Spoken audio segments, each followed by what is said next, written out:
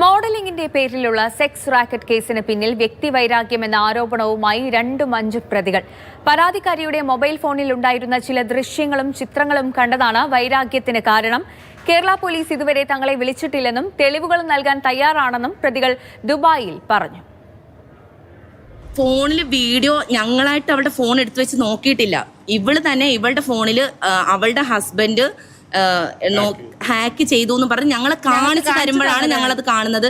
ഈ പെൺകുട്ടിയുടെ കുറച്ച് ഫോട്ടോസും വീഡിയോസും ഒക്കെ അത് ഞങ്ങൾ കണ്ടു എന്നുള്ളത് ശരിയാ. പരാതിക്കാരിയാണ് യഥാർത്ഥ പ്രശ്നക്കാരിയെന്നാണ് മോഡലിംഗ് കേസിലെ 2, 5 പ്രതികളുടെ വാദം. പരാതിക്കാരിയുടെ ചില ദൃശ്യങ്ങളും ചിത്രങ്ങളും ഭർത്താവ് കണ്ടതാണ് വൈരാഗ്യത്തിന് കാരണമെന്നും ഇവർ പറയുന്നു.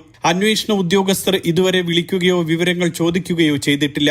ഇനിയിപ്പോ മാധ്യമപ്രവർത്തകരും പോലീസുകാർ അവരെ ഫോട്ടോസോ അവരോ പേരോ വെളിപ്പെടുത്തിയില്ലെങ്കിൽ ഞങ്ങളായിട്ട് ആ ഫോട്ടോസും ഇതൊക്കെ ഞങ്ങളായിട്ട് ലൈവായിട്ട് വെളിപ്പെടുത്തിയിട്ടേ ഞങ്ങൾ തടങ്ങുള്ളൂ. കാരണം ഞങ്ങൾ ഇത്രയും നാണം കേട്ടിട്ടുണ്ടെങ്കിൽ അവരതിന്റെ ഇത് അനുഭവിക്കണം. അവരും പരാതിക്കാരി മാസങ്ങളോളം ഇതേ സ്ഥാപനത്തിൽ ജോലി ചെയ്തിട്ടുണ്ടെന്നും ഇടയ്ക്ക് നാട്ടിൽ പോയി തിരിച്ചു വന്നിട്ടുണ്ടെന്നും പ്രതികൾ പറഞ്ഞു. അപ്പോഴൊന്നും ഇല്ലാത്ത പരാതിയാണ് ഇപ്പോൾ ഉന്നയിക്കുന്നത്. ബിലാലിനെ കാണുന്നത് വിമാനത്താവളത്തിൽ വെച്ചാണ്. ഒരു കുടുംബം എന്ന പോലെയാണ് എല്ലാവരും കഴിഞ്ഞിരുന്നത്.